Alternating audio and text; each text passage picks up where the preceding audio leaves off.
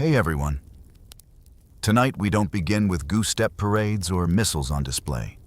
We begin in a frozen trench on the Korean peninsula, where a young soldier grips not a rifle, but a small crystal wrapped in paper. They called it Bingdu ice. Once, it kept men marching through blizzards with empty stomachs, their eyes wide open for 3 days straight. Now, it keeps an army alive just long enough to obey orders, hallucinate enemies in the trees, and forget that hunger gnaws harder than bullets. This isn't the story of generals and ideologies. It's the story of soldiers whose only comfort came from a pipe, whose discipline was measured in milligrams, and whose battles were fought inside their own veins. If you want unflinching stories of survival, shame, and a military that runs on meth instead of meals, hit like and subscribe. Now, steady yourself and follow me into North Korea's secret meth army. Imagine stepping back in time, a silent observer in a land once known as Joseon, now under a heavy shadow. The year is 1910, and the quiet dignity of Korea has been annexed by an empire that speaks a different tongue, wears different uniforms, and demands a new kind of obedience.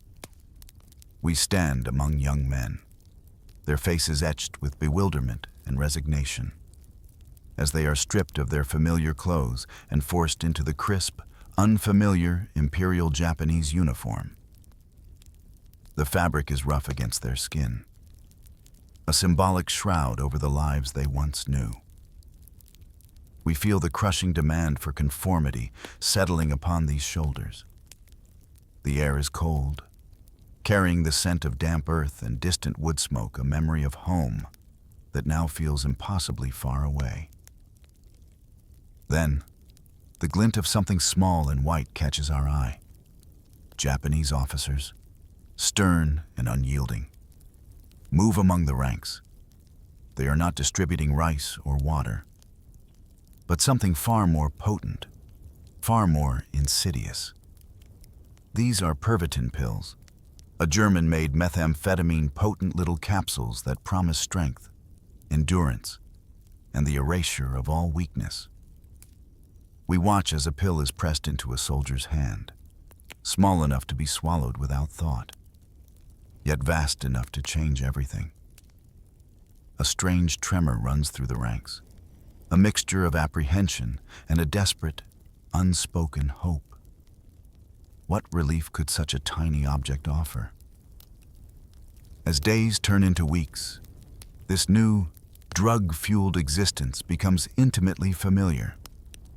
We see Korean conscripts, once men of varied gaits and expressions, now marching with chilling, mechanical precision. Their bodies move, propelled forward by a force not entirely their own. The humanity we once observed in their eyes, the subtle flicker of thought or emotion, seems to have drained away, replaced by a wide, unblinking stare. Each step is perfectly synchronized, each movement a testament to the chemical's power. It is a terrifying ballet of enforced discipline, where the mind is silenced and the body is merely a vessel for the will of others. We watch as they perform grueling tasks, their faces pale, yet their movements unwavering, a stark testament to the pills they have ingested. We find ourselves in a dimly lit barrack, a draft sweeping through the thin walls, carrying the scent of stale uniforms and the metallic tang of unspoken fear. A soldier, barely more than a boy, struggles to write a letter home, his hand trembling slightly. His words are few, but profound, revealing the quiet despair simmering beneath forced obedience. "The pill keeps me upright," he writes, his charcoal scratching softly against the rough paper. "But my heart has already left me." We feel the echo of this sentiment, a profound loss for the spirit that has been stolen, even as the body continues its relentless march. The quiet rustle of the paper is the only sound, a fragile whisper of a soul longing for home. There is a grim, almost unsettling humor in this new reality, a bitter irony that settles deep within. The rations are meager, often consisting of moldy corn or rice, long past its prime, a testament to the neglect and disdain for the conscript's well-being. The taste is a harsh reminder of hunger, a constant, dull ache. Yet, the pervitin, the white crystal that fuels this machine of an army, is always of the highest quality. It is pristine, potent, and readily available. This disparity, this perverse prioritization, makes a cold understanding settle within us. The sustenance of the body is trivial. The conditioning of the mind, the engine of obedience, is paramount. We are witnessing the very beginning of a dark legacy, a century of soldiers marching not on food and spirit, but on the relentless, burning fire of white crystals. The wind outside howls a low, mournful tune, a prelude to the long journey ahead. The landscape shifts dramatically, and we are enveloped by the vast, unforgiving expanse of Manchuria. The air bites with a ferocity we've never known, stinging exposed skin and clouding breath in frosty plumes. We are with the Korean soldiers, now an integral part of Japanese units, trekking across endless plains blanketed in a pristine, yet brutal, layer of snow. Each step crunches loudly, echoing in the profound silence of the wilderness. The trees stand stark and skeletal against a pale sky, their branches laden with a delicate frosting of ice, shimmering like forgotten jewels. Day bleeds into night, then into another day, with no discernible pause for rest. The pervitin, a constant companion, keeps eyes burning, wide open and unblinking, for 3 days straight. We feel the profound exhaustion deep in our bones, a heavy, aching presence that the drug suppresses but never truly conquers. Vision blurs at the edges, the world taking on a dreamlike, almost hallucinatory quality. The white snow stretches infinitely, reflecting the harsh light of the sun. Then the colder glow of the moon, each glint a tiny knife edge in dilated pupils. We hear the rhythmic shuffle of boots, the low murmurs of command, and the relentless, whispering wind, all melding into a monotonous drone. Suddenly, the rhythm breaks. A small group of soldiers, their faces ashen beneath thin frost, falters. Their bodies, pushed beyond any natural limit, finally give way, collapsing into the unforgiving snow. They lie there, a heap of exhausted uniforms, seemingly beyond the reach of discipline. But the officer, a figure of uncompromising authority, is upon them instantly, his voice a sharp, piercing sound against the backdrop of the wind. "Swallow more," he screams, the words hanging like frozen vapor in the frigid air. The command is not a request. It is an absolute decree, a chilling reminder of the value placed on obedience over individual suffering. We see the fear, the desperate struggle to obey, even as their bodies betray them. Every movement these men make, every step, is imbued with a mechanical, almost robotic quality. Their legs lift and fall with a practiced, unnatural uniformity, as if wires are pulling them forward, rather than their own will. Beneath the layers of uniforms and the chemical haze, we perceive a heart beating out of rhythm, a frantic, irregular drum struggling to maintain its pace. It is a heart that yearns for rest, for warmth, for the simple cessation of movement, but is denied. We feel the constant, dull throb in our own chests, a sympathetic echo of their internal struggle, a relentless reminder of the immense strain placed upon them. The silence, broken only by the crunch of snow and the distant cries of a bird, seems to magnify this internal discord. There is a morbid, unsettling irony woven into the fabric of this brutal march, a macabre joke told only in whispers among the men. While the enemy might eventually fall to bullets and bayonets, we observe that the Korean soldiers are just as likely to collapse from internal combustion, their hearts, pushed to unbearable limits by the constant stimulation of the drugs, simply giving out. We see the sudden crumpling of a form, the gasping breath, the stilling of a life, not from an external wound, but from the unseen ravages within. It's a dark, chilling observation, one that speaks volumes about the true cost of this chemically induced endurance. Deep within the forests, where shadows stretch long and the snow lies undisturbed, we sense another kind of training, another way of learning about the power of drugs, quietly taking root, preparing for a future that will echo this very path. The vastness of Manchuria holds these secrets close, beneath the endless white.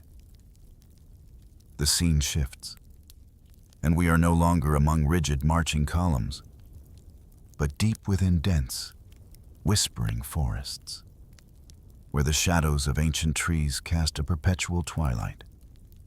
We find ourselves alongside Kim Il-sung's guerrillas, a ragged, determined band fighting against the same Japanese forces we just left.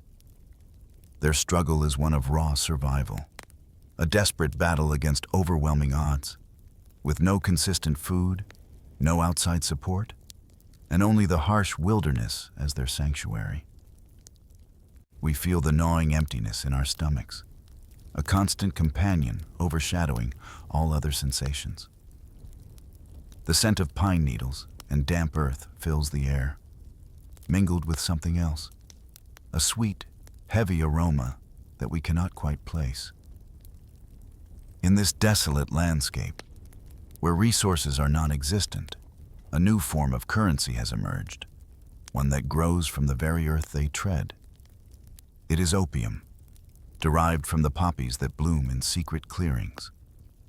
We watch as crude pipes are passed around, and the sticky to dark resin is carefully prepared. This is their lifeblood, their means of trade, their comfort, and their curse. We see it exchanged for meager supplies, for fragments of intelligence, and for the occasional, precious weapon. The slow, deliberate movements of the men as they handle the opium have a ritualistic quality, a testament to its profound importance in their daily existence. The air around us becomes heavy, thick with the scent of burning poppy, a strange incense of desperation. The guns they carry, often old and well-worn, are bought with the currency of poppy. Each rifle, each bullet, represents a fragment of this intoxicating plant. Yet, as the means of their survival, opium also spreads its insidious tendrils among the young fighters. We observe the glassy eyes, the slow, deliberate movements, the detached expressions that begin to appear on faces once sharp with youthful zeal. Addiction, a quiet, creeping enemy, takes root among them. It is a silent war fought within their own bodies, a subtle subversion that mirrors the larger conflict they wage against the Japanese. The whispers in the forest carry not just their strategies, but also the low moans of withdrawal, the quiet pleas for another dose. We hear a voice, gravelly and tired, a rebel speaking in hushed tones, the words carrying the weight of their impossible struggle. "We ate pain and smoked hallucinations," he says, his gaze distant, lost somewhere beyond the physical realm. The phrase resonates deeply, encapsulating the dual nature of their existence: the pain of hunger, of cold, of constant fear, is a bitter meal they consume daily. And the opium, while offering temporary respite, delivers them into a world of visions, blurring the harsh realities with shimmering illusions. We feel the profound sense of isolation, the sheer desperation that drives men to seek solace in such dangerous means. The rustle of leaves overhead sounds like a sigh, a quiet lament for their suffering. The line between sustenance and poison, between remedy and affliction, becomes irrevocably blurred in this world of desperate choices. Opium is not just a drug. It is their medicine, their food, their warmth, their courage. It allows them to endure hunger that would fell lesser men, to brave cold that would freeze them to the bone, to forget the fear that gnaws at their souls. Yet, with each moment of temporary relief, they draw closer to the abyss of addiction, becoming slaves to the very substance that keeps them alive. We witness this tragic paradox unfold, the quiet sacrifice of their minds for the survival of their bodies. As the last embers of their fires die down, casting long, dancing shadows, we sense that the lessons learned here, the dark pacts made with this potent plant, will not be forgotten. After 1945, as the world breathes a sigh of relief, this drug-fueled legacy will silently, inexorably, build the very foundation of North Korea's burgeoning army. The forest holds its breath, waiting. The Manchurian winter descends with an unforgiving brutality. A stark white canvas painted with shades of gray. We are nestled among the guerrillas, huddled against the relentless cold, and we feel the sharp, biting wind penetrate even the thickest layers of clothing. Starvation is a constant, gnawing presence, a hollow ache echoing in our stomachs. Frostbite, a silent, insidious enemy, creeps into fingers and toes, turning them numb and pale. The world outside is a symphony of muted whites and grays, the silence broken only by the creak of branches under heavy snowfall and the distant howl of the wind. Despair, a heavy blanket, threatens to smother any remaining flicker of hope. In this crucible of suffering, opium becomes their strange, bitter comfort. We observe the rituals, the quiet preparation of the pipe, the slow, deliberate inhalation of the smoke. It is not about pleasure, it is about endurance. The drug, a warm current in their veins, allows them to push past the unbearable pangs of hunger, to numb the searing pain of frostbitten limbs, and to silence the insidious whispers of despair echoing in their minds. We see faces relax, lines of tension smooth, and a temporary peace settle upon features hardened by war and want. The aroma of burning opium, sweet and faintly acrid, mixes with the sharp scent of the winter air, a strange and potent blend. Yet, this temporary reprieve comes with a chilling cost. In the deepening twilight of the forest, or under the eerie glow of a pale moon, some of the guerrillas begin to hallucinate. Their eyes, wide and unfocused, dart among the ancient, snow-laden trees.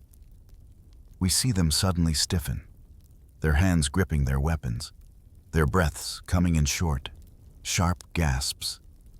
Invisible enemies materialize from the shadows, specters conjured by the drug. Without warning, shots ring out, shattering the quiet sanctity of the woods, as they fire blindly into the empty darkness, at phantoms only they can see. The crack of the rifles is shockingly loud, a violent disruption of the calm. and we feel a shiver of unease, a stark reminder of the drug's insidious grip on their perceptions. The opium, in a perverse twist of fate, becomes their blanket in the snow. It wraps around them, a chemical warmth that fends off the bitter chill more effectively than any threadbare uniform or thin tarp.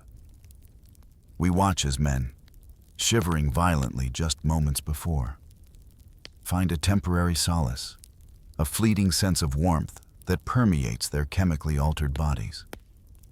They close their eyes, and in their minds, perhaps, they are no longer in the frozen wilderness, but in some distant, forgotten dream.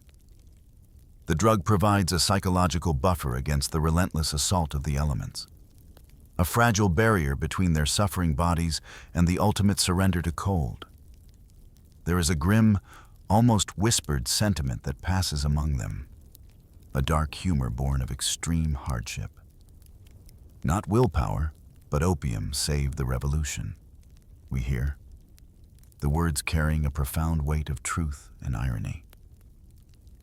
It is an acknowledgement that their extraordinary endurance, their ability to continue fighting against such insurmountable odds, owes as much to the poppy as it does to any ideological conviction. It is a stark admission of the drug's fundamental role in their survival, a quiet, almost resigned acceptance of their dependence. As independence finally dawns, casting a pale light over the war-torn land, we realize that the profound lessons learned here, the deep understanding of drugs as a tool for survival and control, will never be forgotten. They will linger like a persistent ghost, shaping the path of a nation yet to be born. The snow continues to fall, softly, silently, covering all traces, yet preserving the memory beneath. The year is 1950, and the fragile peace has shattered. We are swept into the maelstrom of the Korean War, a conflict that ignites with terrifying speed and ferocity. We find ourselves among North Korean troops, the air electric with anticipation and dread. As they prepare for the relentless push southward, a new kind of aid is distributed, presented innocently as vitamin pills. We watch as these small, white tablets are passed from hand to hand, a ritual imbued with an almost sacred importance. There's a nervous energy among the soldiers, a mixture of fear for the battle ahead and a strange, quiet resolve fueled by the promise of these pills. The scent of damp earth and tension fills the air. These seemingly harmless pills, we soon discover, are nothing less than methamphetamine, a potent fuel for the human engine. They keep the soldiers marching, not for hours, but through entire nights, without rest, without falter. The goal is soul, and the speed of their advance is breathtaking, driven by an unnatural, relentless energy. We witness their bodies moving with an almost terrifying efficiency, powered by a chemical fire that burns away fatigue, fear, and doubt. Each stride covers ground with a precision that defies human endurance.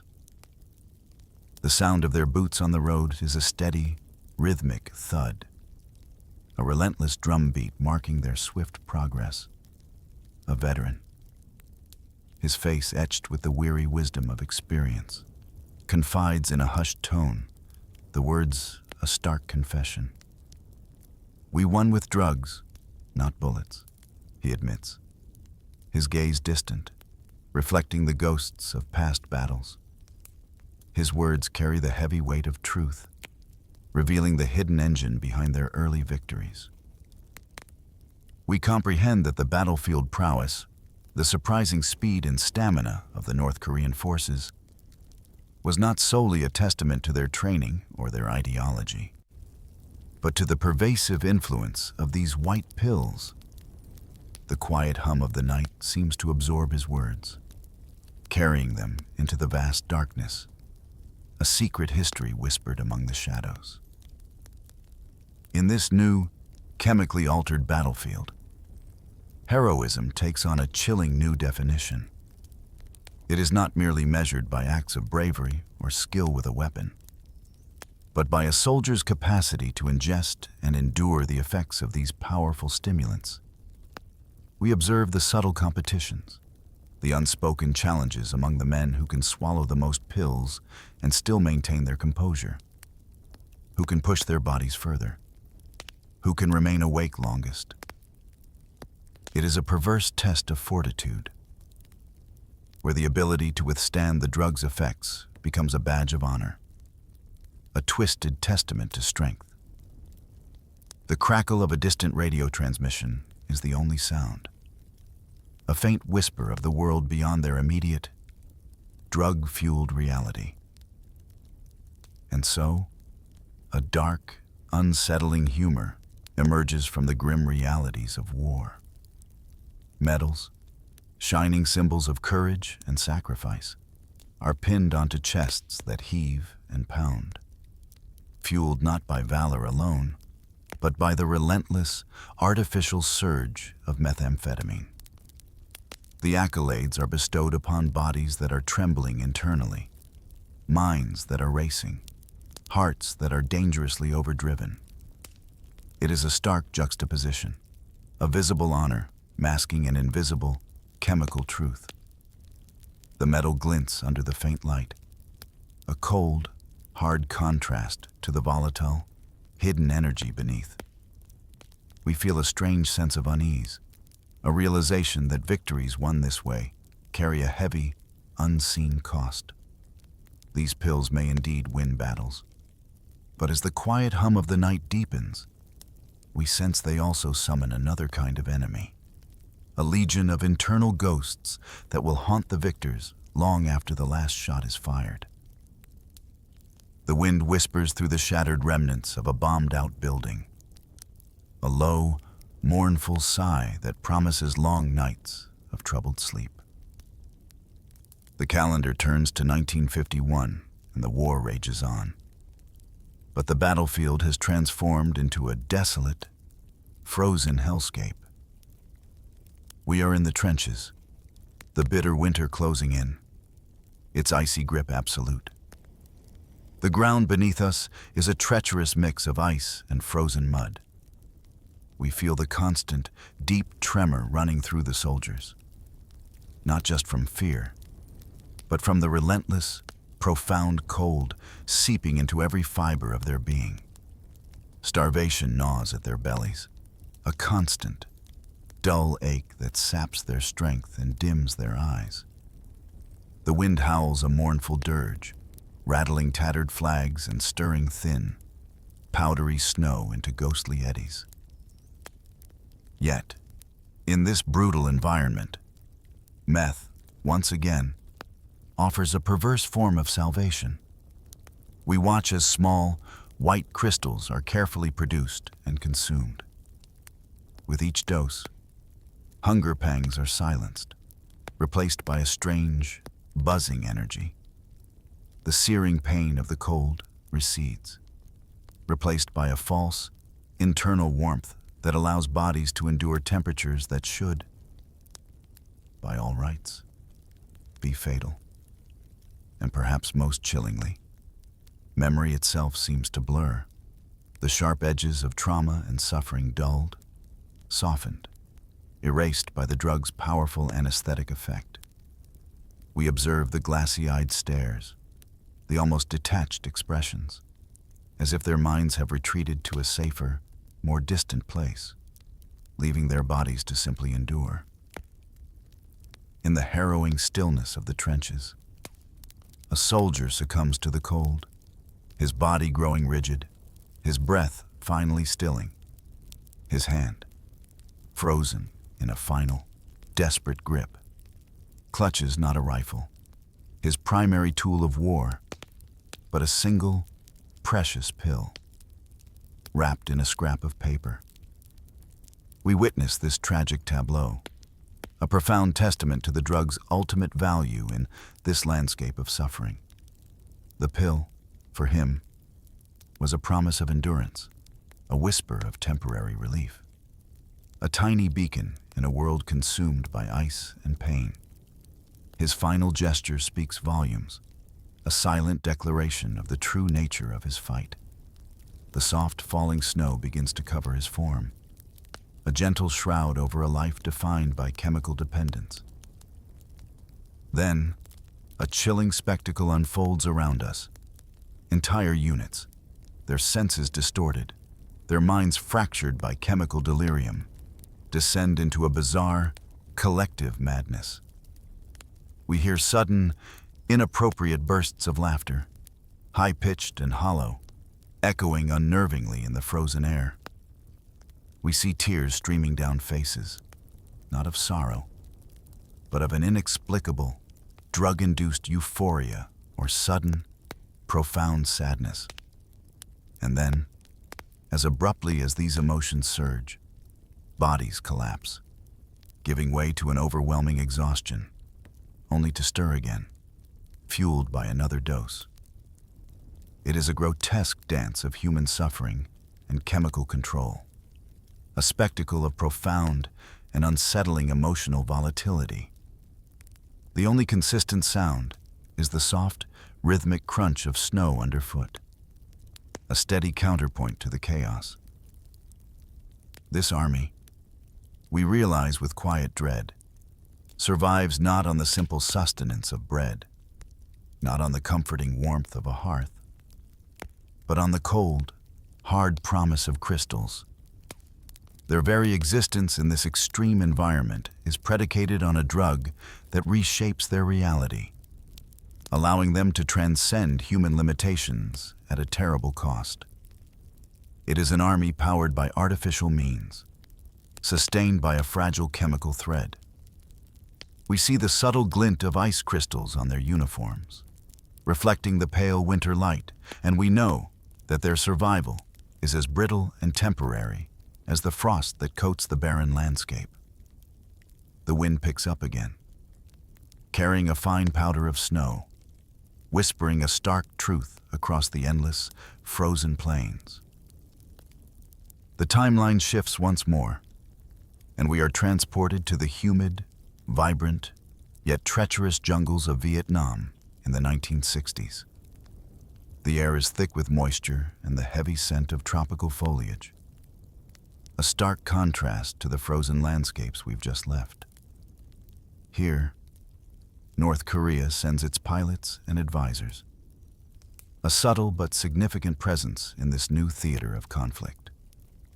We observe them, their disciplined demeanor barely concealing the fatigue that constantly threatens to overwhelm them in this unfamiliar, energy-sapping environment. The sounds of the jungle are ceaseless, the hum of insects, the chirping of unseen birds, the distant thrum of helicopters, all creating a dense, immersive tapestry of noise.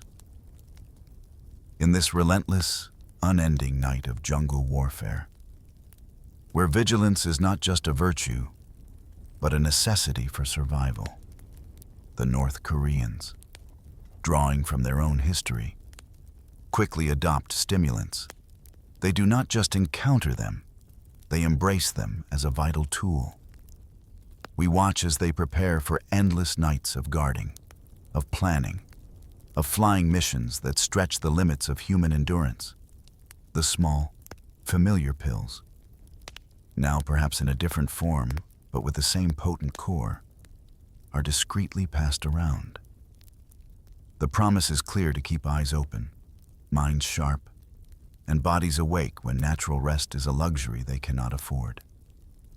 The air is heavy with unspoken tension, a palpable sense of constant threat.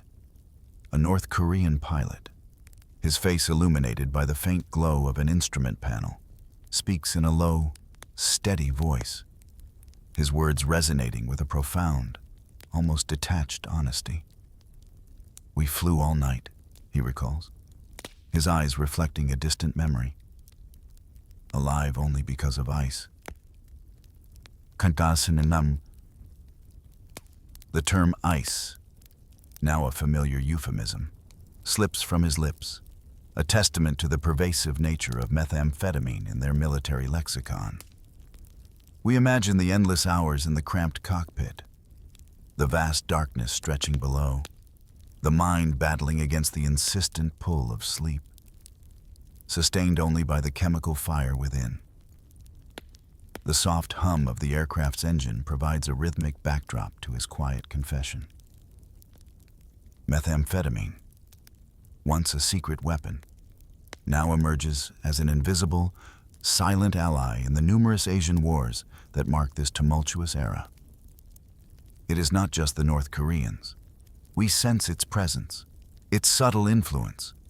In other conflicts, other armies struggling with the demands of modern warfare, it provides the edge, the unsustainable endurance, the unnatural wakefulness that can mean the difference between life and death in a world of constant threat. We feel the pervasive, insidious power of this chemical, shaping tactics, influencing outcomes, and silently altering the very fabric of human experience on the battlefield. The dense jungle around us seems to absorb these dark truths, holding them close within its ancient, tangled embrace. As the advisors and pilots eventually return to Pyongyang, carrying their experiences and observations, they bring with them more than just stories of courage or defeat. They bring a deepened understanding, an almost scientific appreciation of the stimulant's power. These hard-won lessons, learned in the crucible of distant jungles and under the artificial light of endless nights, begin to quietly, yet profoundly, shape a new military doctrine back home. We sense the wheels of change turning, the subtle recalibration of strategy, where chemical enhancement is no longer an emergency measure, but an integrated component of military readiness. The echoes of the Vietnam War may fade, but the invisible legacy of ice will persist, solidifying its place at the very core of North Korea's military future. The wind whispers through the leaves, carrying the scent of distant rain, a quiet foreshadowing of what is yet to come. We are now transported to the heart of Pyongyang, the capital city, in the 1970s and 1980s. The grand boulevards stretch out before us, immense and geometrically precise, a stage for the regime's spectacular displays of power. We find ourselves standing among the silent, awe-struck crowds as massive military parades unfold, a dizzying spectacle of perfectly synchronized movements and unyielding discipline. The air is electric with anticipation, a mix of reverence and carefully controlled excitement. The vibrant colors of uniforms, the gleaming metal of weaponry, and the sheer scale of the formations create an overwhelming visual impact. The soldiers, marching with an almost unnatural precision, then stand immobile for what feels like an eternity. Their backs are ramrod straight, their gazes fixed, their bodies seemingly carved from stone. The world observes this breathtaking display and interprets it as a testament to unparalleled discipline, an unwavering commitment to the ideology that governs their nation. We feel the weight of this perception, the formidable image projected to the world, the rhythmic chants from the loudspeakers, glorifying the leadership, reverberate through the vast square, adding to the almost hypnotic atmosphere. Yet, as we observe more closely, we begin to perceive the subtle, hidden truth beneath the surface of this formidable facade. The unwavering immobility, the astounding endurance, is not solely a product of willpower and training. It is, in large part, fueled by methamphetamine. We catch the fleeting, almost imperceptible twitch of an eyelid, the slight tremor in a jawline, the frantic pulse visible at a neck, betraying the chemical fire raging within. We feel the almost unbearable pressure building, The internal struggle to maintain stillness while the heart pounds a relentless, uncontrolled rhythm against the ribs. The sharp metallic scent of the uniforms mixes with the faint, almost imperceptible smell of sweat, a reminder of the immense physical toll. A soldier, his voice barely a whisper, a mere breath against the grand spectacle unfolding around him, articulates this hidden reality. Each step was a heartbeat out of control, he murmurs, his words carrying the quiet desperation of a body pushed beyond its natural limits. His confession echoes the internal turmoil, the frantic, irregular beating of a heart subjected to constant chemical stimulation. We understand that the perfect synchronization, the impressive uniformity, is achieved at a profound personal cost. A silent battle fought within each individual body. The grand, triumphant music of the parade seems to mock this inner fragility, its soaring melodies masking the quiet suffering. As the parade continues its majestic course, the impression of strength, of iron discipline, remains for the outside world. But for us, now privy to the hidden truth, we know that behind every goose step, behind every perfectly held pose, there lies a trembling, chemically overdriven body, bones vibrating with an unnatural energy. The image of the army, so solid and unyielding, is revealed to be built upon a fragile, chemical foundation. The magnificent display, we realize, is a carefully orchestrated illusion, a powerful deception. The vast square slowly empties as the parade concludes, leaving behind only the echoing cheers and the lingering, almost imperceptible scent of unseen tension. A quiet testament to the enduring power of illusion and the hidden cost of control. The very air around us seems to hold its breath, preserving the memory of this unsettling spectacle.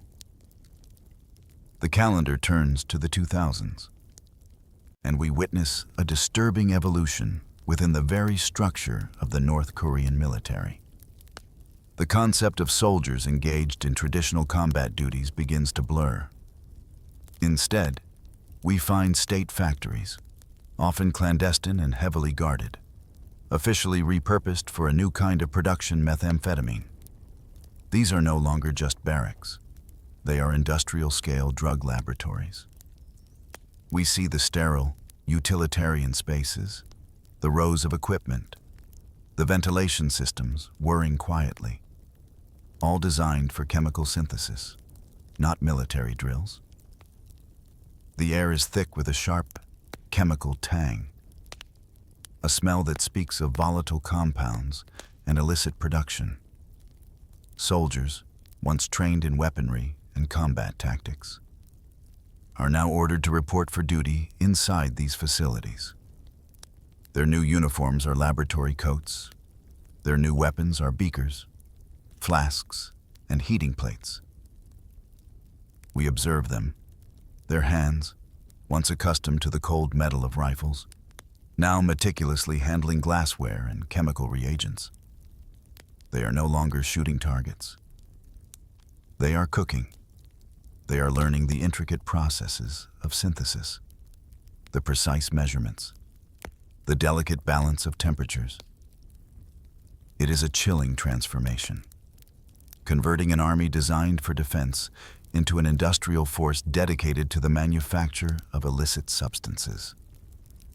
The quiet hum of the machinery is the only consistent sound, a relentless backdrop to their new, unsettling work.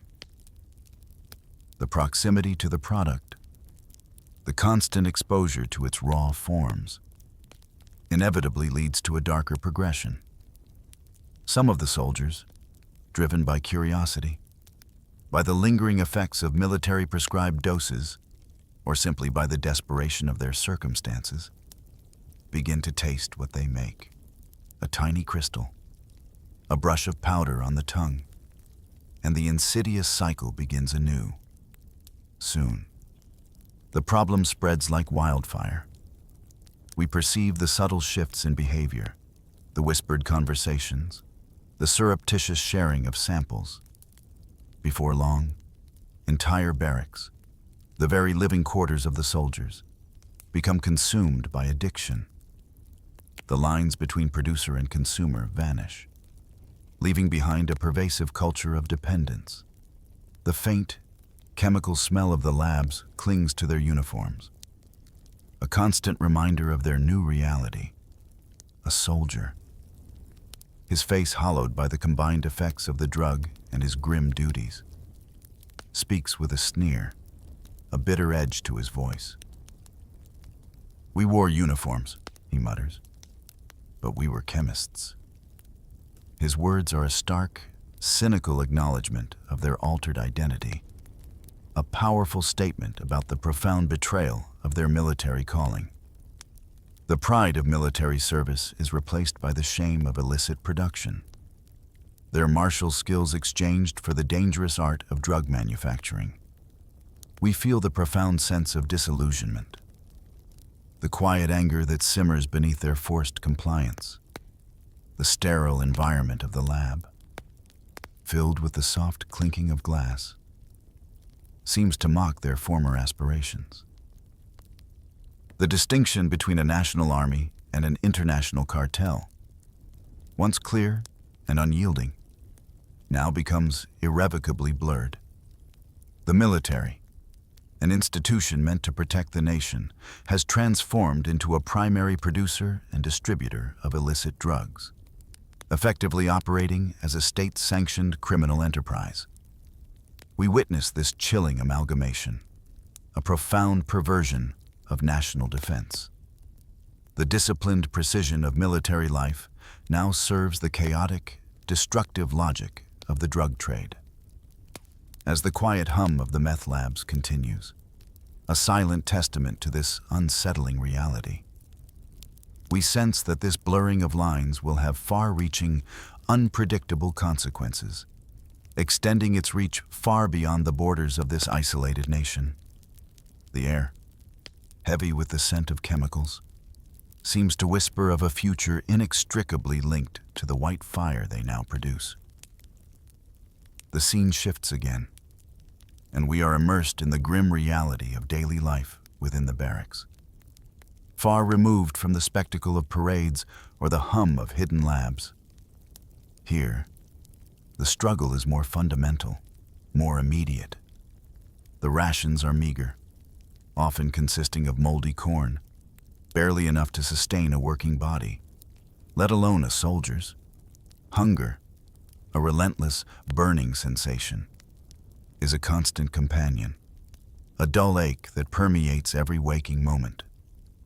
We feel the emptiness in our stomachs, the pervasive weakness that settles in our limbs. The air is cold, carrying the damp scent of concrete and stale sweat, a pervasive reminder of their meager existence. In this stark environment, where true nourishment is a scarcity, methamphetamine steps in to fill the void. It becomes a cruel substitute for meals, a chemical bypass for the body's fundamental needs. We observe soldiers, their faces gaunt, their bodies thin, yet they continue to march, propelled by an unseen force. They walk on empty stomachs, their energy derived not from food, but from the artificial surge of the drug. The relentless rhythm of their marching boots echoes through the quiet barracks, a testament to their chemically induced endurance. The silence of the night is broken only by this steady cadence, a chilling symphony of deprivation and dependence. There is a dark, almost sardonic humor that permeates this grim reality, a bitter jest born of profound desperation. Rice feeds the body, meth feeds the mission. We hear whispered among the ranks, the words carrying the weight of both truth and tragedy. It is an acknowledgement of the perverse reality that the state prioritizes the mission, the outward display of strength and obedience, over the basic sustenance of its soldiers. The life force of the nation's protectors is sacrificed for the illusion of unwavering commitment. We feel the profound injustice of this situation, the quiet anger that simmers beneath the surface of their forced compliance. The faint, metallic taste of the air seems to enhance this bitter flavor of irony. For the young conscripts, fresh from their homes, the lesson is harsh and immediate. They quickly learn that the terrifying, all-consuming pangs of hunger can be temporarily, if dangerously, subdued when one is high. The raw, primal fear of starvation, a fear deeply ingrained in all living beings, recedes under the drug's influence, replaced by a buzzing energy, a sense of detached indifference. We witness their transformation, the initial shock and revulsion giving way to a desperate acceptance. The drug becomes not just a tool for endurance, but a shield against the most fundamental of human fears. As the last embers of a distant fire fade, casting long, dancing shadows, we realize that when food truly becomes a forgotten luxury, drugs will inevitably rise to become a pillar of national defense, a desperate measure to keep a starving army marching. The cold wind outside sighs, carrying with it the quiet desperation of an army sustained by empty promises and chemical fire. The scene shifts once more, and we are transported to the austere, sparsely equipped infirmaries and field clinics, places where healing should occur. But here, the scarcity of even the most basic medical supplies is starkly apparent. We see shelves that should hold bottles of aspirin, antiseptics, and bandages, now barren or filled with empty containers. Military medics, their faces weary and troubled, grapple with this profound lack, their ability to provide true care severely hampered. The air is cool, carrying the faint, sterile scent of disinfectant, mingled with something else, a sharper, chemical tang that we are beginning to recognize. In a chilling twist of fate, faced with an acute shortage of conventional medicine, these medics begin to dispense meth instead. A soldier with a common cold, a feverish recruit, a man suffering from a simple sprain, all are given the same white powder. We observe the careful measuring, the quiet handing over of the substance, sometimes dissolved in water, sometimes offered in its crystalline form. The logic is simple. If perverse meth suppresses pain, reduces fatigue, and can even induce a temporary feeling of well-being, masking symptoms even if it doesn't cure the underlying ailment.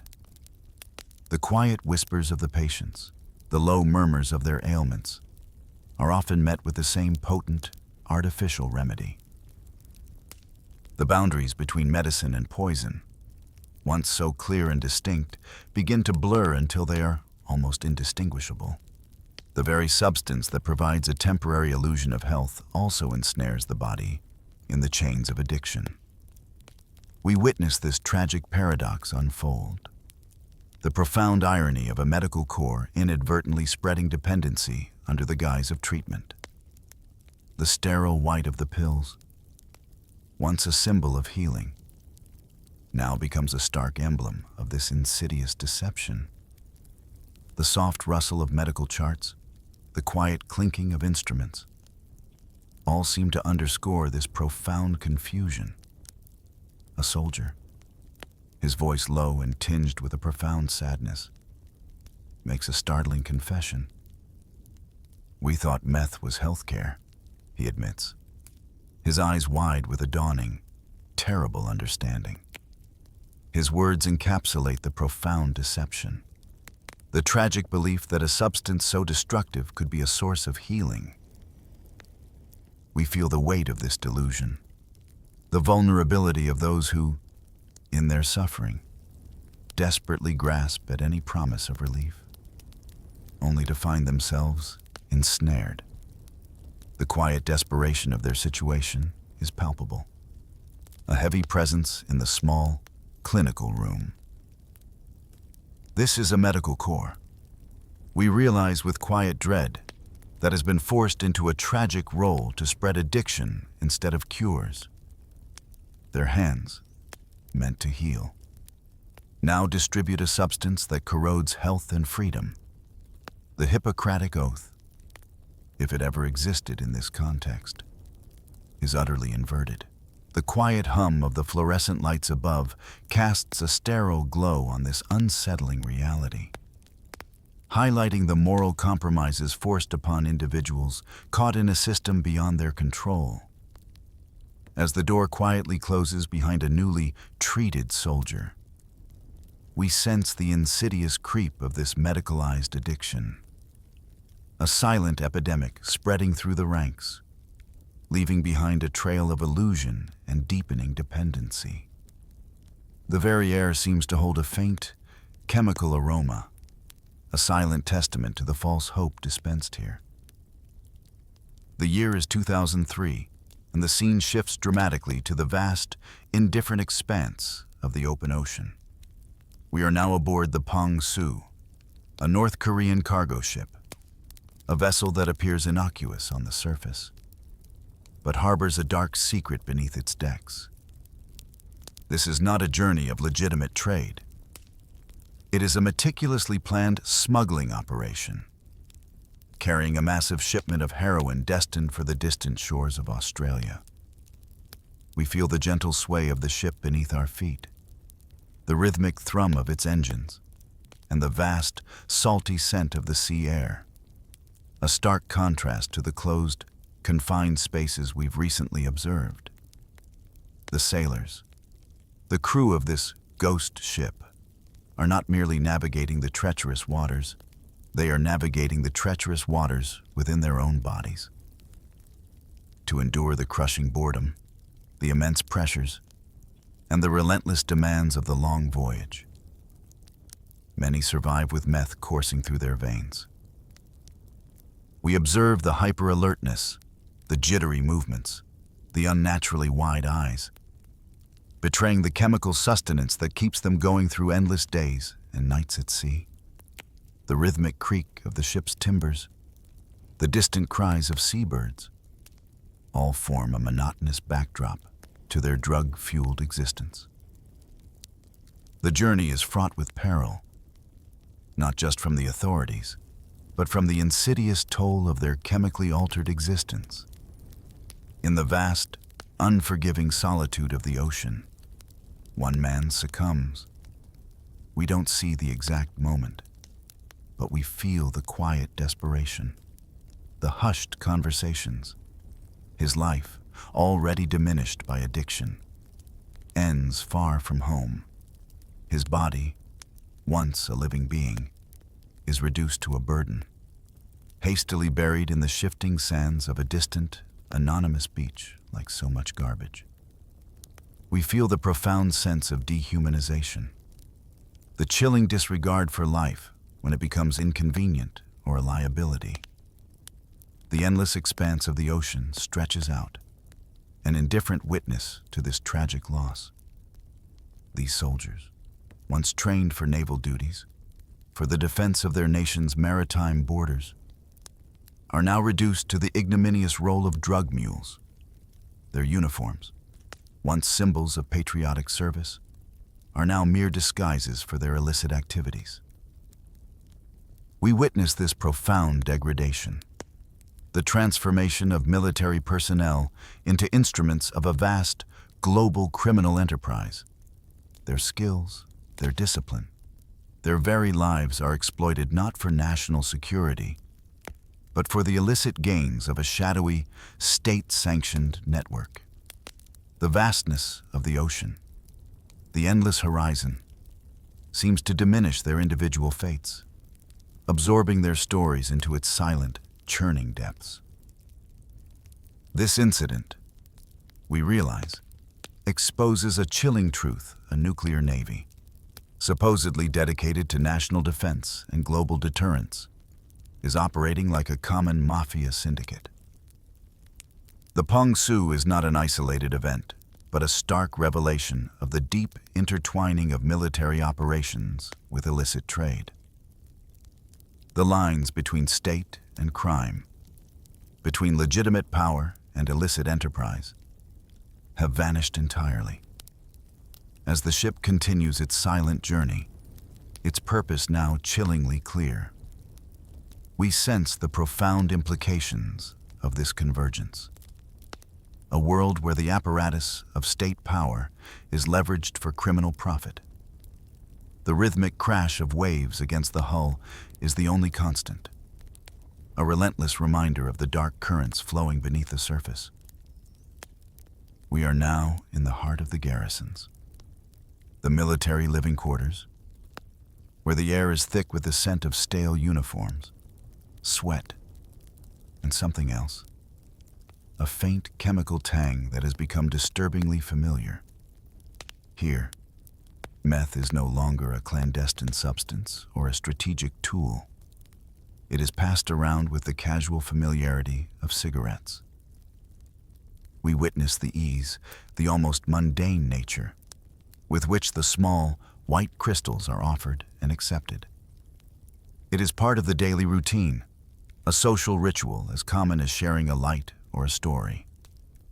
The low hum of chatter, the clatter of mess kits, are all background sounds to this pervasive practice. The cycle of addiction begins almost immediately for the newest recruits. Fresh from their villages, young and impressionable, they are introduced to the drug by their veteran comrades within their very first week of service. We see the curious glances, the hesitant acceptance, the quiet descent into dependence. The veterans, their own bodies already accustomed to the stimulant, offer it as a form of welcome, a shared experience, a shortcut to acceptance within the unit. The quiet whispers of instruction, the subtle gestures of sharing, all create a pervasive culture where ice is simply part of military life. The cold, unyielding walls of the barracks seem to absorb these silent inductions, holding them within their concrete embrace. A new kind of competition, darker and more insidious, emerges within these barracks. It is not about marksmanship or physical prowess in the traditional sense. Instead, it is a perverse test of chemical endurance, who can ingest the most meth and still maintain the outward appearance of discipline, still manage to march, still carry out their duties.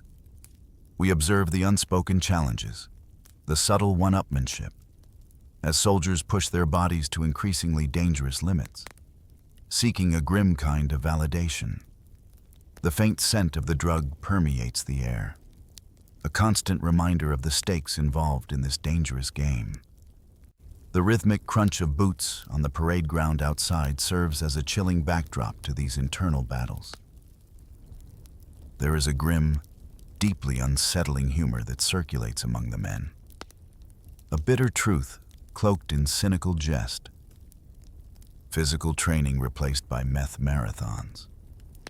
We hear the words carrying the weight of a profound and tragic irony.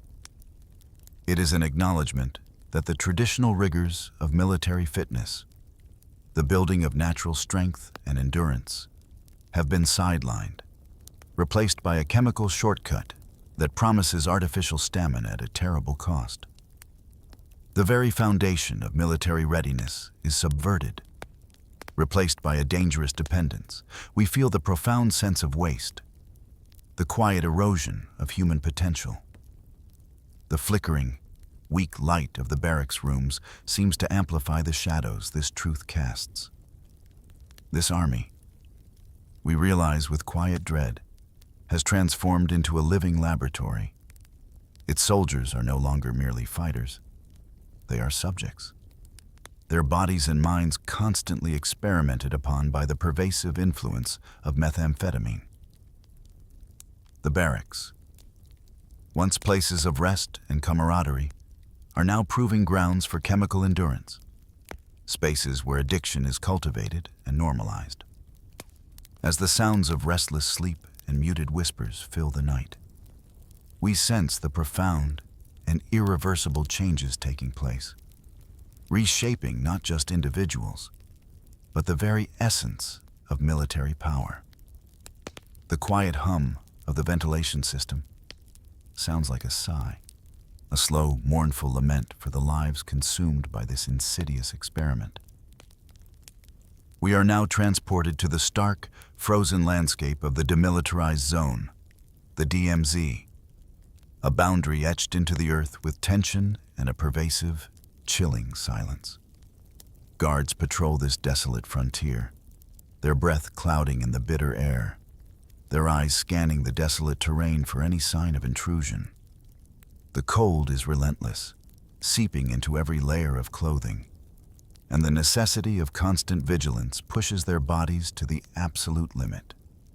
We feel the profound sense of isolation, the crushing weight of responsibility that settles upon these men. The wind whistles a desolate tune, carrying the faint, metallic scent of distant razor wire. To maintain their intense focus, to stay awake through the interminable, freezing nights.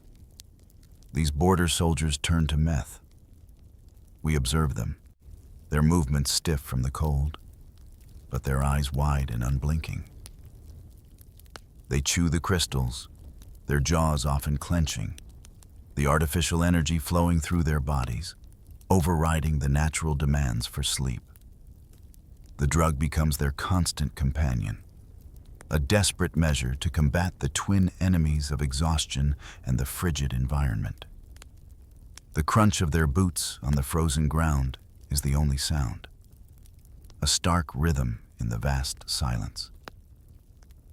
Yet, the drug's promise of heightened vigilance comes with a terrifying cost. Under the influence of methamphetamine, the line between reality and hallucination begins to blur. Some of the guards, their minds overstimulated and distorted, begin to see things that aren't there. We watch as their eyes dart nervously, their bodies tensing, their hands gripping their rifles. They perceive enemy figures in the gnarled branches of a distant tree. Hear whispers carried on the wind that are not real. See shadows that dance with menace. Without warning, shots ring out, shattering the icy silence as they fire at phantoms, at illusions conjured by the drug. The sharp crack of the rifle echoes across the desolate landscape, a chilling testament to their drug-induced madness.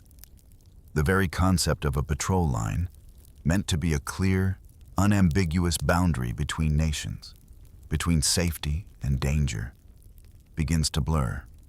It becomes a fluid, shifting space where vigilance can abruptly give way to madness. We witness the profound irony. The very substance meant to sharpen their senses ultimately betrays them, turning their perceptions against them. The effectiveness of their watch is compromised by the drug's insidious grip on their minds. The endless, featureless expanse of the frozen land stretches out, a canvas for their drug-induced illusions. This border, we realize with quiet dread, is patrolled not just by living men, but by ghosts, ghosts of exhaustion, ghosts of paranoia, and the very real specters of hallucination conjured by the meth. The guards themselves become spectral figures, their minds detached from reality, their actions driven by an internal chaos. As the pale winter sun begins its slow descent, casting long, eerie shadows across the snow, we understand that this vital boundary is watched over by minds that are as fragile and distorted as the ice that covers the ground. A chilling testament to the profound costs of chemical control. The wind whispers through the sparse, frozen bushes, carrying the chilling stories of a border guarded by shadows. We are back within the military encampments, observing a stark and unsettling application of power. Here, Meth is not merely a tool for endurance or a clandestine habit. It is actively wielded by officers as a direct instrument of discipline, functioning as both punishment and reward.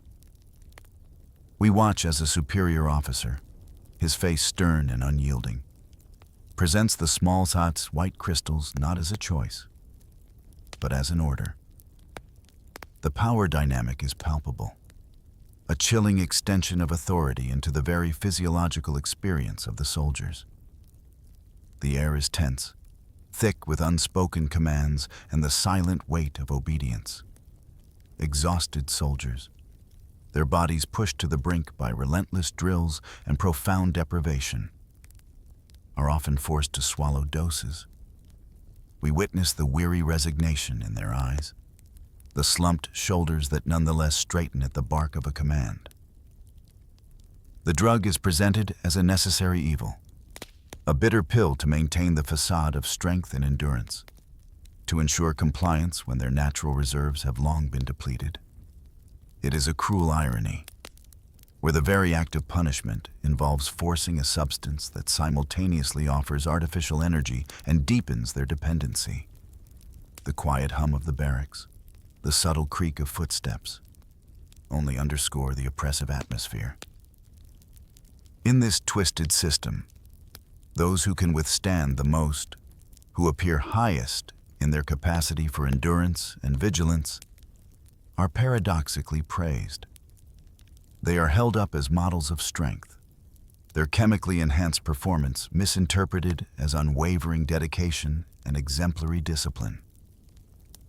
We see the subtle nods of approval, the commendations, the public recognition bestowed upon individuals whose inner reality is a frantic, overdriven battle against their own bodies. It is a profoundly deceptive system, rewarding artificial stamina while ignoring the underlying suffering and addiction. The faint, metallic scent of the drug seems to permeate the very air, a constant reminder of this unsettling criterion for excellence. A soldier, his voice barely audible, a fragile whisper against the backdrop of military life, articulates the chilling truth. "We feared the pill more than the bullet," he murmurs, his words carrying a profound weight of revelation. His confession speaks to the insidious power of the drug, its capacity to erode personal autonomy, to demand an obedience far more complete than any physical threat. The bullet might end life, but the pill steals the self, enslaves the will, and distorts the very fabric of perception. We feel the deep, quiet terror this truth evokes, a realization that the ultimate control lies not in external force, but in the internal subjugation of the mind and body. The rhythmic crunch of boots on the parade ground continues, an unceasing beat in this world of chemical control. Can an army ruled by addiction, we ponder, truly remain disciplined in any meaningful sense? Or does this chemical dependence, this internal subjugation, merely create a facade of discipline, a brittle illusion that conceals a deeper, more volatile truth? As the day draws to a close, casting long, somber shadows across the barracks, we sense the precariousness of such a foundation. The discipline, so outwardly formidable, rests on the shifting sands of addiction, a strength that is inherently fragile and susceptible to collapse. The quiet rustle of the wind outside seems to carry a whispered question, a profound uncertainty about the true strength of an army built on such a perilous foundation. The brutal cold descends once more, and we find ourselves in the heart of freezing nights, within the thin, makeshift tents that offer little solace against the elements. Soldiers huddle together, their bodies aching from the cold, their spirits weary from the relentless demands of their lives. The air inside the tent is heavy with stale breath and the damp scent of rough canvas, mingling with the biting cold that seems to find its way through every seam. we feel the profound sense of isolation, the deep human need for warmth and connection in such an unforgiving environment. Yet, in this desolate setting, the ritual of sharing pipes emerges as a strange, almost sacred act, much like gathering around campfires in a different time. We observe the quiet passing of the pipe, the careful preparation of the ice, the collective inhalation of the vapor. For a brief, intoxicating period, the intense cold seems to recede, replaced by a false, internal warmth. The silence of their suffering gives way to a fragile, temporary camaraderie. We hear sudden bursts of laughter, sometimes hollow, sometimes genuinely joyful, breaking the heavy silence of the night. We see tears, flowing freely, unbidden, often for no discernible reason, a release of pent-up emotion. Then, as the drug's effects begin to wane, bodies simply collapse into sleep, a deep, chemically induced slumber that offers escape from the harsh realities of their existence. It is not restful sleep in a true sense, but a temporary oblivion, a cessation of consciousness that grants a fleeting respite. We watch as forms settle into stillness, their breathing deep and rhythmic, their faces momentarily peaceful.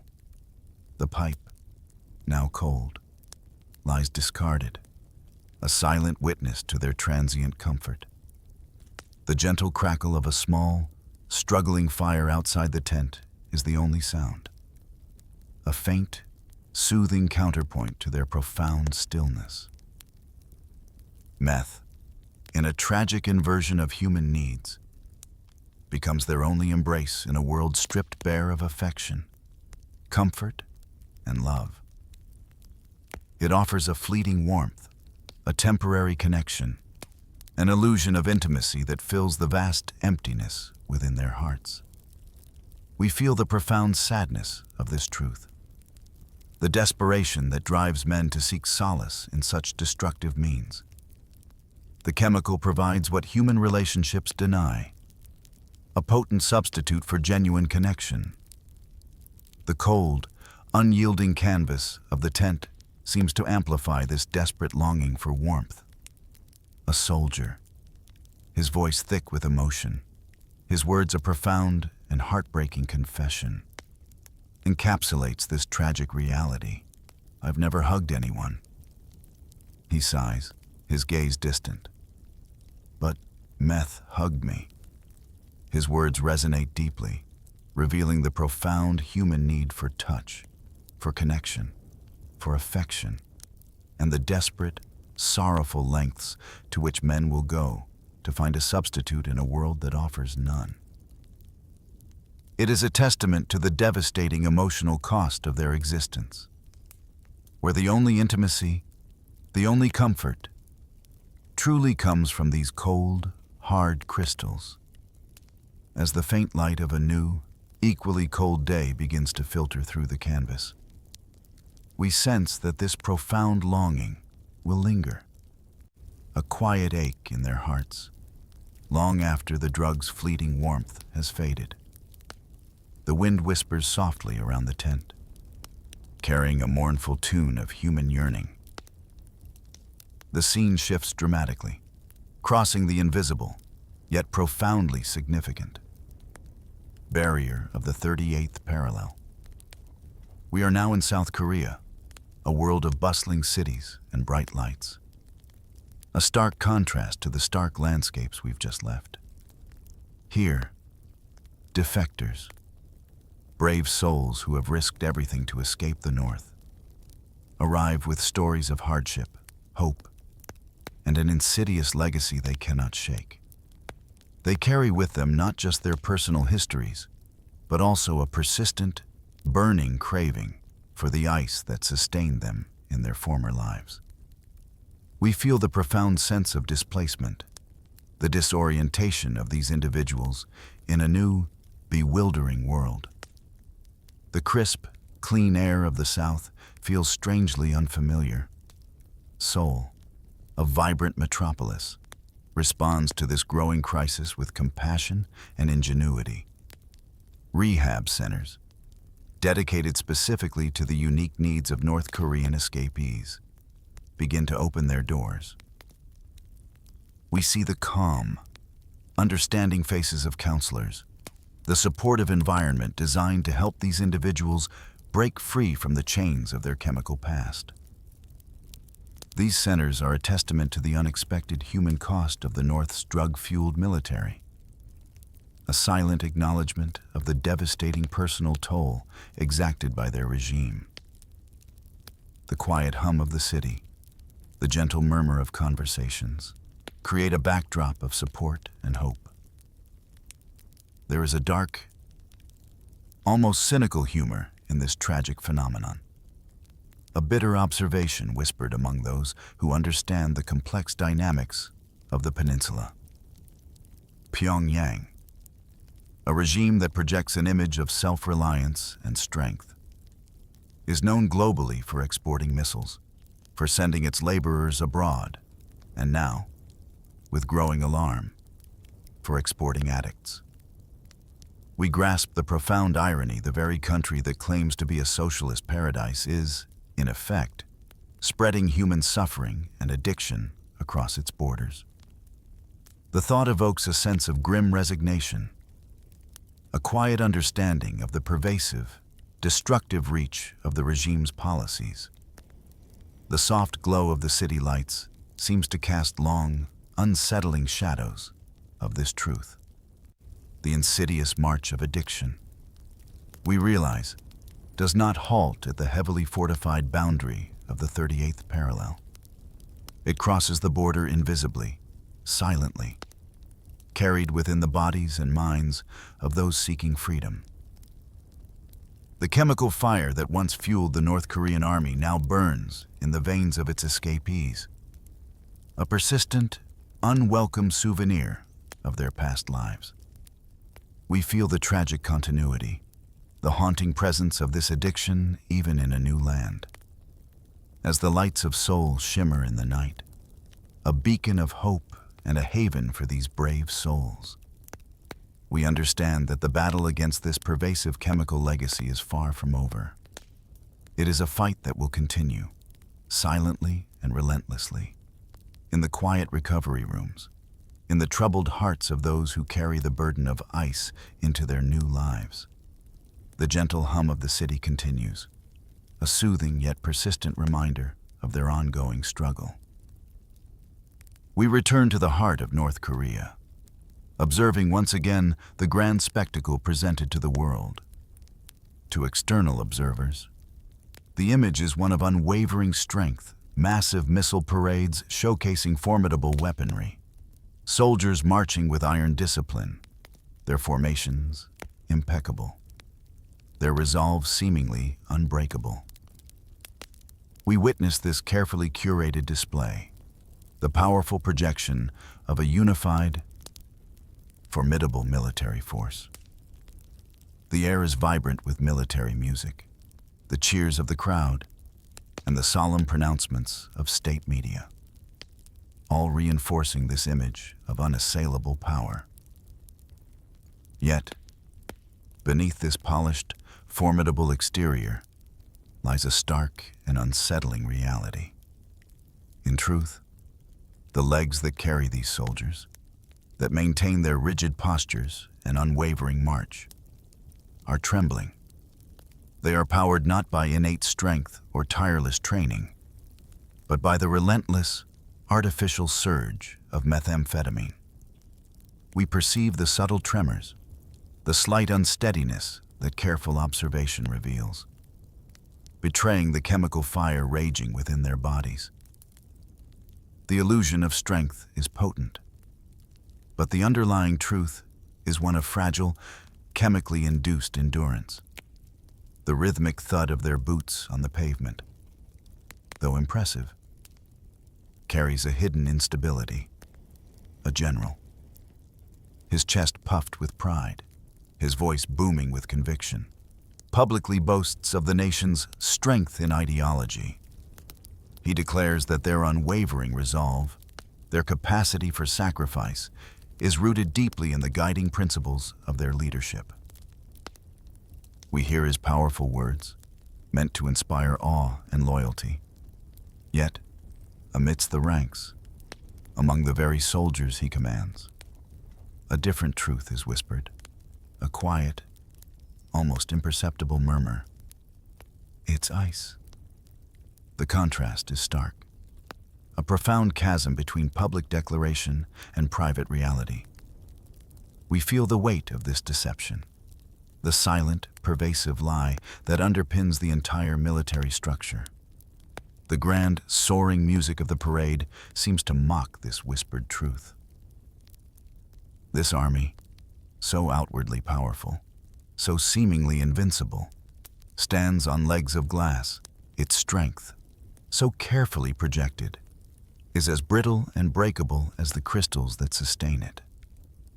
We comprehend the profound fragility, the inherent instability of a military force built upon such an artificial foundation. The unwavering discipline, the relentless endurance, are all borrowed from a chemical source. A temporary loan that comes with devastating interest. The meticulously polished boots, the perfectly pressed uniforms, conceal a deep and pervasive vulnerability. As the missile parades conclude, the grand displays fading into memory. A chilling question lingers in the quiet air if war were to truly come. If the facade were to shatter, would this army of ice shatter first? The very ground beneath our feet seems to vibrate with this profound uncertainty, a silent tremor anticipating a potential collapse. The scene shifts to a quieter, yet profoundly more tragic landscape, the homes and lives of North Korean veterans. Long after their service has ended, they return to their villages, their bodies and minds bearing the invisible scars of war and addiction. But there are no heroes' welcomes, no parades for them. Instead, they bring home a persistent, burning addiction, a craving for ice that has become deeply ingrained in their very being.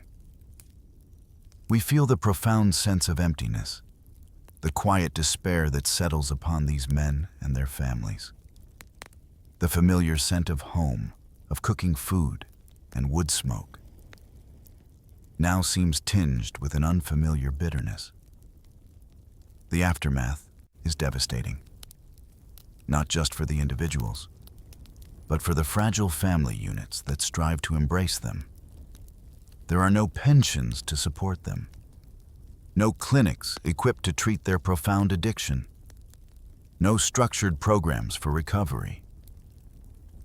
Their only solace, their only perceived escape from the pain and the craving, remains the pipe. We witness the quiet tragedy unfolding in homes where laughter once resided, now replaced by the hushed whispers of desperation and the frantic search for another dose. The silence in these homes is heavy, broken only by the occasional, restless stirrings of a troubled soul. A veteran, his face etched with the weariness of 1,000 battles, both external and internal, spits out his words with a bitter, profound contempt. "I brought home not medals, but a straw," he declares, his voice raw with disillusionment. His words are a stark, cynical indictment of the system that consumed his youth and his health, offering him only a destructive addiction in return for his service. The pride of military accomplishment is replaced by the shame of dependence, his heroic past overshadowed by his current plight. We feel the profound sense of betrayal, the quiet rage that simmers beneath his resigned exterior. The faint, almost imperceptible scent of burning plastic or a raw chemical hangs in the air, a constant reminder of his torment. The memories of war, the vivid, often traumatic recollections of battles fought and comrades lost, are gradually eclipsed by an even more insidious enemy, the relentless. Hallucinatory visions conjured by the drug. The past is not forgotten, but it is reshaped, distorted, mingled with the phantoms of methamphetamine. We observe the vacant stares, the sudden, unexplained gestures, the disconnected narratives, all betraying the fractured reality these veterans now inhabit. Their minds, once focused on the grim realities of combat, are now trapped in a cycle of chemically induced dreams and nightmares. The quiet sounds of the village, the distant calls of children, seem to fade into the background, lost in the internal chaos of their minds. This is a generation of soldiers. We realize with quiet despair, consumed not by the glory of victory or the honor of sacrifice, but by the relentless, all-consuming fire of white fire. Their youth, their strength, their very essence, have been offered up to the insidious power of methamphetamine, leaving behind broken bodies and fractured minds. As the light of dusk gently fades, casting long, mournful shadows across their weary faces, we sense the profound and lasting tragedy of their fate. It is a quiet, ongoing battle, fought in the lonely confines of their homes, a testament to the devastating and far-reaching cost of an army built on chemical addiction. The wind sighs softly through the barren trees, a lament for lost lives and unfulfilled promises. We stand at the culmination of this long, unsettling journey, witnessing the full scope of a century-long saga. From the Korean conscripts forced into Imperial Japanese uniforms, silently marching on Pervitin, to the nuclear troops of Kim's modern army, training and existing under the same chemical influence. The presence of drugs has been an undeniable, pervasive constant. It is a thread woven deeply into the fabric of their military history, a hidden engine driving their endurance and their actions. We feel the weight of this profound historical continuity, the chilling repetition of a dark legacy across generations. The narrative of their survival, we now understand, is one of profound deprivation and chemical substitution. There has been no consistent bread, no reliable medicine, no true sustenance or healing, only crystals, only the artificial energy, the false comfort, the insidious power of methamphetamine to fill the void left by a failing system. We see the stark, unyielding truth of this reality, stripped bare of any illusions. The very air around us seems to carry the faint, sharp tang of this enduring chemical presence. This is not merely an army. It is a nuclear army, capable of wielding devastating power on the global stage. Yet, its very existence, its day-to-day operations, are sustained not by abundant rations or robust support systems, but by the same potent chemical that has haunted its history. It survives on meth instead of meals, on artificial energy instead of natural vigor. We grasp the chilling paradox, a military force capable of immense destruction, yet built upon a foundation as fragile and volatile as the substance that fuels it. The quiet hum of unseen machinery, the distant, muffled sounds of a modern city, seem to underscore this profound, unsettling truth. The world, we know, fears their bombs, their missiles, their projected strength and their unpredictable actions. This fear is palpable, a heavy presence in the global consciousness. But we, having journeyed through their hidden history, now understand a deeper, more insidious reality. The world fears their weapons. Yes, but their soldiers, The very human beings who would wield those weapons march on ice. Their strength is chemically borrowed, their endurance chemically engineered, their discipline chemically enforced. As the quiet darkness of the night envelops the land, we are left with the profound, unsettling image of an army walking on a razor's edge. Its foundations built not on solid ground, but on the shifting, volatile, and ultimately destructive power of white crystals. The wind outside whispers a final, chilling truth. A low, mournful sigh that lingers in the silence.